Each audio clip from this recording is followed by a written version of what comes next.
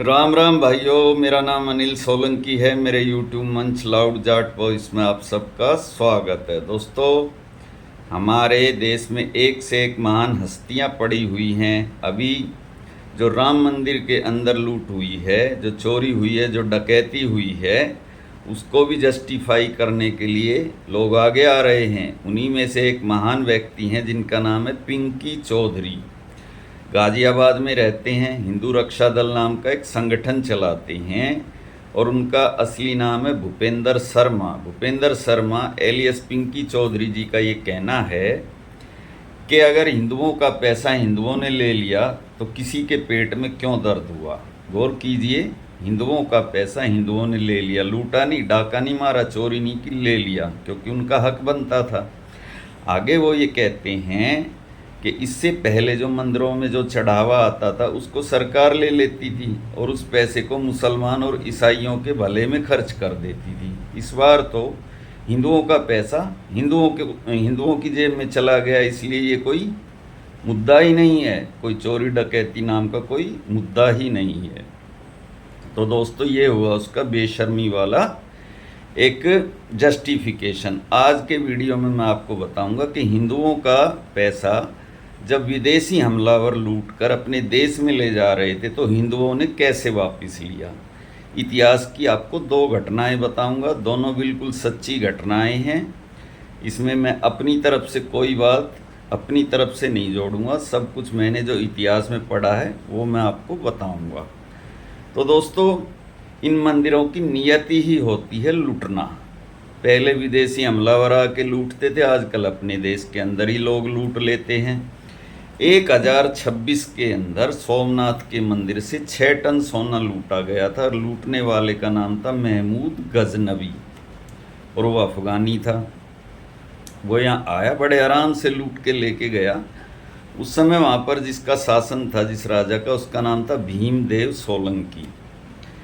तो जब उसकी सेना यहाँ पे लूटपाट करने के उद्देश्य से अफ़गानिस्तान से भारत की तरफ कूच कर रही थी, तब जो सोमनाथ मंदिर के मुख्य पुजारी थे उन्होंने राजा को ये सलाह दी कि हम यहाँ पर हवन करेंगे और हम ऐसे मंत्र जानते हैं सॉरी कि उसकी सेना अंधी हो जाएगी, आपको लड़ने की ज़रूरत ही नहीं पड़ेगी। तो बताते हैं, जब महमूद गजनवी आया उसको यहाँ कोई सेना ही नहीं मिली लड़ने के लिए। उसने बड़े आराम से मंदिर को लूटा, शिवलिंग को खंडित किया, 6 टन सोना हाथी घोड़ों ऊँटों पर लादा और जो पंडे पुजारी थे उनकी गर्दनें उतार दी।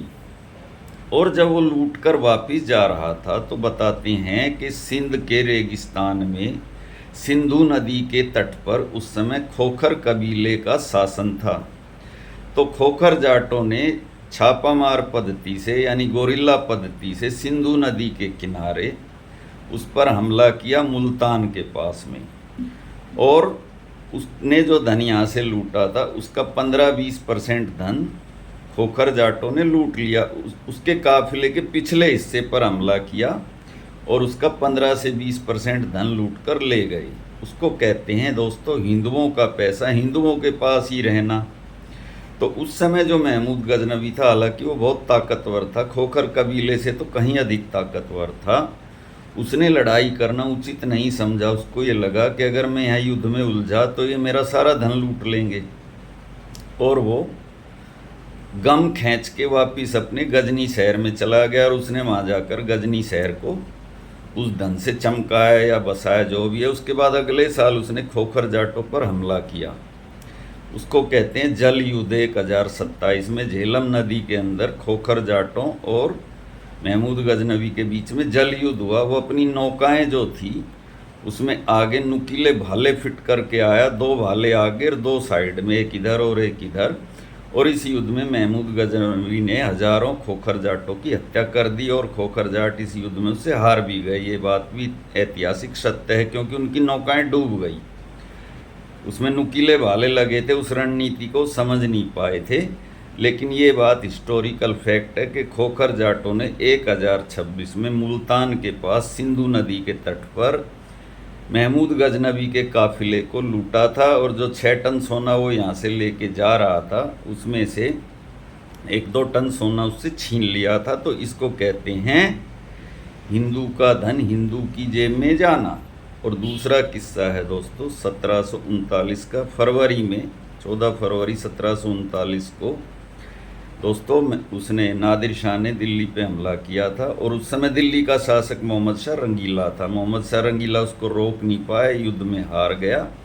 और फिर आकर जो ये नादिर शाह था, इसने दिल्ली पे कब्जा कर लिया। वो यहाँ पे 57 दिन रहा और 20 मार्च से लेके 22 मार्च के बीच में उसने दिल्ली में इतना बुरा नरसंहार किया, कहते हैं 20-25 हज़ार आदमियों को उसने यहाँ पे मारा। और इसके अलावा उसने हर एक घर की तलाशी ली, हर घर के फर्श को खुदवाया, बरामदे खुदवाए, दीवारें तुड़वा कर उसमें से जो लोगों ने धन छुपा रखा था वो भी निकलवा लिया।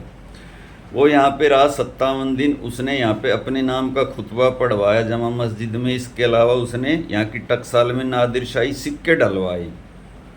और जाते समय कहते वो यहाँ से 70 करोड़ रुपए का धन लूट के लेके गया।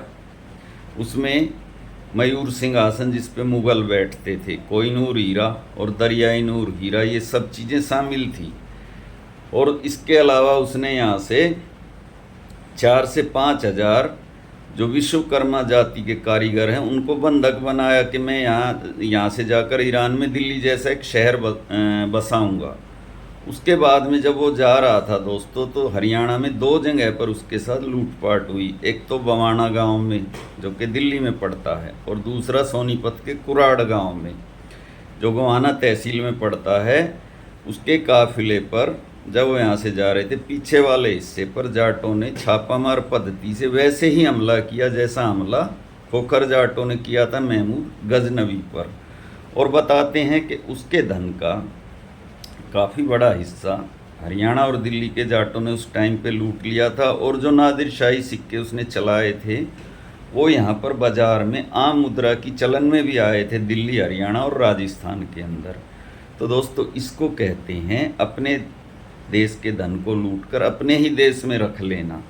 ये थी बहादुरी। ये कोई बहादुरी नहीं है जो बातें पिंकी चौधरी कह रहा है कि हिंदुओं का पैसा हिंदुओं ने लूट लिया तो इसमें क्या गलत हो गया। तो दोस्तों हमारे देश के अंदर ये नियति है मंदिरों की कि मंदिरों को तो लूटना ही है, चाहे उसको सरकार लूटे चाहे सरकार के लोग लूटें। पहले विदेशी हमलावर लूटते थे और जो दानी लोग हैं वो दान देते रहेंगे और लूटने वाले इसको लूटते रहेंगे। मंदिर में धन उतना ही होना चाहिए जिससे मंदिर का संचालन ठीक प्रकार से होता रहे। उससे ज़्यादा धन अगर मंदिर में होगा तो पक्का उसको कोई ना कोई लूटेगा। तो दोस्तों आज का वीडियो कैसा लगा कृपया करके कमेंट बॉक्स में बताएं। और जो पिंकी भाई ने कहा है, पिंकी चौधरी उर्फ भूपेंद्र शर्मा ने, उसकी बात से आप कितने सहमत हैं ये भी बताएं। मिलते हैं अगले वीडियो में। आपका दिन शुभ हो। धन्यवाद भाइयों, नमस्कार।